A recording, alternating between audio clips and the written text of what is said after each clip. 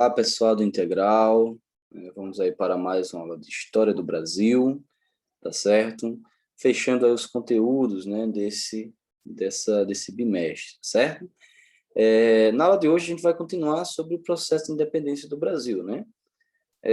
O 7 de setembro, né, de 1822, é um ato, tá? Porque vai começar lá com as guerras napoleônicas, né, com a vinda da corte portuguesa para o Brasil, tá certo?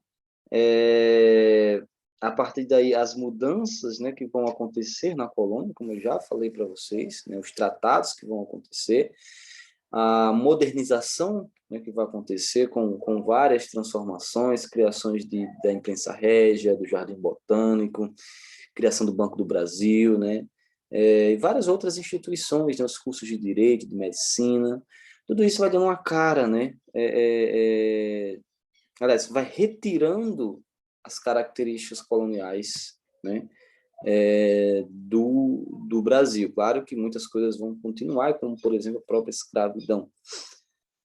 Tá certo? Então, assim, e aí, quando o Dom João ele chega, né, no Brasil, ele não sabe quanto tempo ele vai ficar, por isso que ele vai fazendo essas mudanças, né, vai criando, dando cara a essa nova capital, que é o Rio de Janeiro, de uma cidade que fosse digna, né, dessa família real, certo? Ele vai ficar por muito tempo, de 1808 a 1821, né? São 13 anos que a corte portuguesa vai ficar no Brasil, tá? E o que é que vai acontecer em meio a isso, né? Em 1815, né, lembra que o Dom João ele vem fugindo do Napoleão Bonaparte, né, das invasões, da expansão napoleônica na Europa. E em 1815, Napoleão vai ser derrotado definitivamente. Tá? O que é que acontece depois de aí? Vai acontecer no mundo o Congresso ou o Tratado de Viena, né? Qual o objetivo desse tratado? Reorganizar a geografia europeia. Lembra que Napoleão ele, né, mexeu ali com todos ou quase todos os territórios, né? E o objetivo era o quê? Né? Era devolver aos reis absolutistas, né, ou aos governantes novamente os locais ou as regiões ou os reinos que foram invadidos a esses reis. E eles não devolvem para Portugal, não devolvem. Qual a justificativa? Olha, o Dom João, junto com a sua corte, eles fogem para o Brasil, eles fogem para a colônia, eles não lutaram contra Napoleão, então eles não têm direito, né, ao território português novamente. Tá? Então, Portugal não participa do Congresso de Viena, porque ele fugiu. Dom João fugiu para o Brasil, segundo o Congresso de Viena. E aí, mais uma sacada, né, do Dom João VI. Né? Ele eleva o Brasil a reino, Reino Unido de Portugal, Brasil e Algarves. O Brasil deixa definitivamente de ser colônia.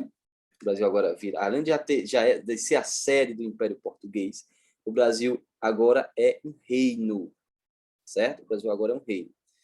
O que era que o Dom João queria com essa medida? Disse o seguinte: olha, eu não fugi, eu estive todo o tempo no meu império, eu estava no meu reino, ou seja, né? Então foi uma grande sacada do Dom João VI, né, do príncipe regente, ainda era príncipe regente. Ele consegue com isso o território português, né, vai ser devolvido para os Bragança, né, e ele vai ficar por muito tempo ainda, né, o Brasil se eleva, né, a rei em 1815, ele vai ficar mais 6 anos no Brasil. Aí tinha medo, né, das grandes potências europeias ainda, né, estava muito bem no Brasil, tá certo? Mas esse medo, né, das grandes potências europeias, né, de fazer alguma coisa, né, com Dom João VI, ou invadir novamente Portugal. Certo? Ele tem esse receio, é um dos motivos, né, que vai fazer com que ele fique por algum tempo ainda no Brasil, certo? Só que, no Brasil, o governo, né, esse período que a gente está falando, de 1808 a 1821, é o período joanino, né, o governo do Dom João, príncipe regente, depois Dom João VI. Esse governo aí, pessoal, vai ser marcado por muitos privilégios dos portugueses e da corte portuguesa que estava no Brasil. Lembrei que era 15 mil pessoas, né? Claro, não era todo mundo da corte, não era todo mundo nobre, né? Mas a nobreza que estava residindo no Brasil tinha muitos privilégios, não pagava impostos. E esses impostos eram direcionados para quem? Para as capitanias, né? Para as pessoas que residiam nas capitanias. Tá? Então, vai acontecer aí a Revolução Pernambucana de 1817, ela é chamada, pode ser chamada também Insurreição Pernambucana ou Revolução dos Padres, pela grande quantidade, né, de padres que vão participar do movimento. É um movimento de caráter separatista, eles queriam a emancipação política de Pernambuco, e quais os motivos, né, que vai levar a esse movimento. Pernambuco vive uma grave crise econômica, já vinha, né? O processo da cana-de-açúcar entra em decadência já há muito tempo, tá? Mas a seca de 1816 vai agravar ainda mais essa crise, né? As produções de algodão, de cana-de-açúcar, elas vão ser chegar quase a zero, né? Vai ser uma produção muito menor, né, do que os outros, muito menor mesmo. Além disso, a corte que residia no Rio de Janeiro vivia com muitos gastos, que eu estava falando para vocês, né? E aí eles vão se revoltar contra isso, né? Pelo abandono do governo central, né? Do próprio do rei Dom João VI, né? Que já era rei, tá certo? A revolta vai ter influência das ideias iluministas, né? Mesmo com a crise, a coroa continuava cobrando muitos impostos, né? Já falei. Então, a revolta vai contar com o apoio de outras capitanias, então, capitanias como Rio Grande do Norte, Ceará, certo? Vão participar do movimento. Não vai ser uma grande ajuda, né? Mas eles vão dar algum tipo de apoio ali com alguns soldados, com algumas armas. Vai ter apoio financeiro, né? De parte dos Estados Unidos, mas também não vai ser um grande apoio, né? Mas vai ter um pouco aí de investimento. Contava com o apoio também de alguns oficiais franceses que foram fiéis a Napoleão, né? Com o financiamento de algumas armas, também não foi um grande apoio, tá? E o apoio de religiosos católicos. Aí sim foi um grande apoio, né? Muitos padres participaram desse movimento, como o Frei Caneca, né? Ele não vai ser o principal líder desse movimento, mas esses padres, né, de um padre com que não era da elite, né, da igreja, não tinha tantas condições, mas eles participaram, eles ajudaram, né, a divulgar o movimento, né, a conseguir apoio para o movimento. Eles foram importantes nesse processo de eclosão, né, e da Revolução Pernambucana, certo? O início da Revolução, né, tem início em 6 de janeiro de 1817, com a liderança de Domingos José Martins, que tomaram o poder e proclamaram a República Republicana. Depois de uma república, é estabelecido o quê? Uma Assembleia Constituinte, consequentemente, uma Constituição. Quais as características dessa Constituição? Lembra que tem influência do ideal iluminista? Então, a divisão de poderes, executivo, legislativo, judiciário, né? Liberdade de culto, mais um ideal iluminista, né? Porém, aí o catolicismo continua como religião oficial, mas as pessoas estão livres ali para professarem a sua fé, tá bom? Uma contrariedade, né? Segue o ideal iluminista, mas não aboliu a escravidão, tá? Então, aí isso fica como contrariedade. E aí, como é que acontece o desfecho desse movimento? A revolução vai durar apenas 2 meses, tá? Em 19 de junho, Dom João rende os revoltosos, né? As tropas de Dom João renderam os revoltosos. Alguns revoltosos foram torturados e outros executados, e a gente tem o exemplo, né, do vigário Tenório. Ele vai ser considerado um dos cabeças do movimento. Ele vai ser enforcado, ele vai ter sua cabeça decepada e vai ter seu corpo arrastado nas ruas de Recife. Então, olha como Dom João VI ele reprime violentamente esse movimento. O que era que ele queria mostrar com isso? Ó, não é para se revoltar contra o governo central. Não é para se revoltar. Então, ele quer dar o exemplo em relação a isso. Ainda como consequência, né, como punição para Pernambuco, a capitania de Pernambuco, que é enorme, né, ela vai ser fragmentada e ela vai perder um território que vai ser o distrito, acho que era povoado, a freguesia de Alagoas, e Alagoas vai se tornar aí uma capitania, né, capitania de Alagoas, certo? Então, essa foi a Revolução Pernambucana. Para a gente ver, né, como é que foi o Joanino, né, o período joanino.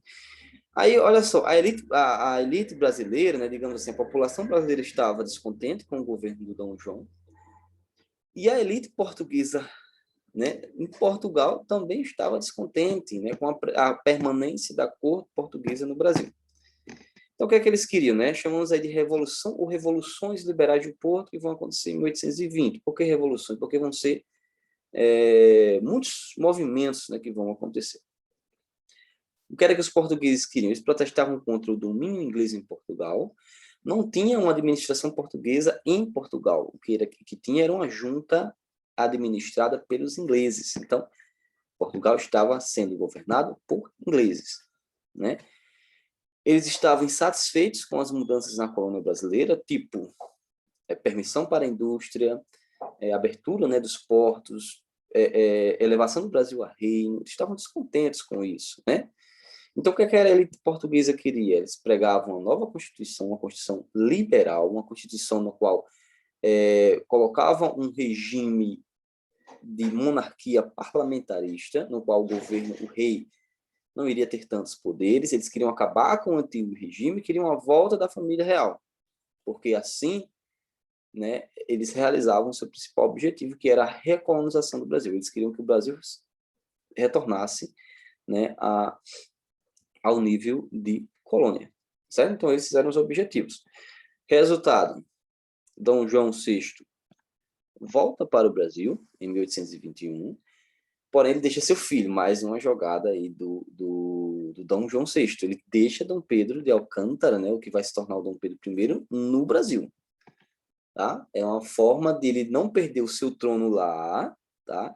Porque no Brasil o pessoal já se tinha ideia de independência, como eu já falei para vocês, em 1808 já começa esse processo de independência. Em 1822 é um ato, independência tinha que acontecer.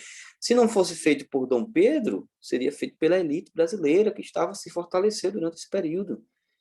Né? Então, o que é que o Dom João VI pensou? Ó, se a independência tem que ser feita, então que seja feito por um português, né? Pelos Bragança, e não pela elite brasileira, porque assim ele perderia seus privilégios aqui no Brasil. Tá?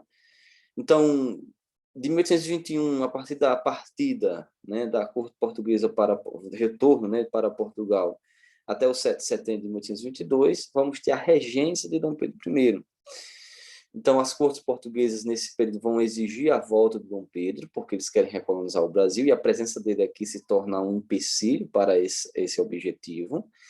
E eles começam a fazer anulações, né? Eles começam a anular as instituições criadas por Dom João, né? Então, tudo que foi criado ali naquele momento por Dom João vai ser anulado, vai acabar. Ele quer tirar a autonomia do Brasil. Vai ter aí o surgimento do Partido Brasileiro, do Partido Português, né? O brasileiro era bem fragmentado, vai ter um grupo mais radical que vai querer a independência do Brasil sem a participação de Dom Pedro, vai ter outro grupo que vai querer que o Brasil se torne uma monarquia parlamentarista, que Dom Pedro participe, né? E vai ter o Partido Português que quer que Dom Pedro viaje, né, retorne para Portugal. Então vai ser aí as brigas políticas entre esses dois partidos. Em 9 de janeiro, os portugueses mandam um ultimato, né, para o Dom Pedro I. Ele tem que retornar para Portugal, senão ele vai ser levado à força. E aí ele fica no Brasil. Aí vai ser o famoso dia do fico, né? Em 9 de janeiro de 1822. Em 16 de fevereiro, Dom Pedro decreta o cumpra-se. Nenhuma medida vinda de Portugal será promulgada sem a aceitação do príncipe regente, no caso aí Então, tudo que vem de Portugal tem que passar pelo príncipe regente. Se ele achar que é necessário que aconteça, aí pronto, ele assina e acontece. E aí pronto, aí começa um processo no qual Dom Pedro I, Dom Pedro, né, o príncipe regente, ele vai começar a dar uma cara para acontecer de vez a independência. Ele vai convocar uma Assembleia Constituinte em 22, em agosto anula todas as decisões tomadas, Portugal anula todas as decisões tomadas pelo Brasil novamente, e aí Dom Pedro vai ser aconselhado pela princesa, pela Leopoldina e pelo seu ministro, né, o José Bonifácio, que vai ser importante nesse processo, a viajar, né, pelo Brasil para conseguir apoio, né? Vai para Santos, Minas, né, vai fazer São Paulo, vai fazer várias viagens.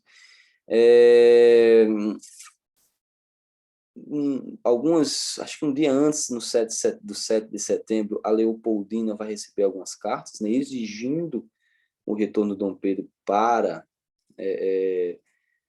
Portugal. Nas cartas dizia que se ele não voltasse, ele iria ser levado à força. A Leopoldina assina a carta de independência, né, se reúne com os ministros, assina a carta de independência, envia um mensageiro para o Dom Pedro, e aí o Dom Pedro faz o ato, né, que eu falei para vocês, independência ou morte. E aí, 7 de setembro, né, independência do Brasil.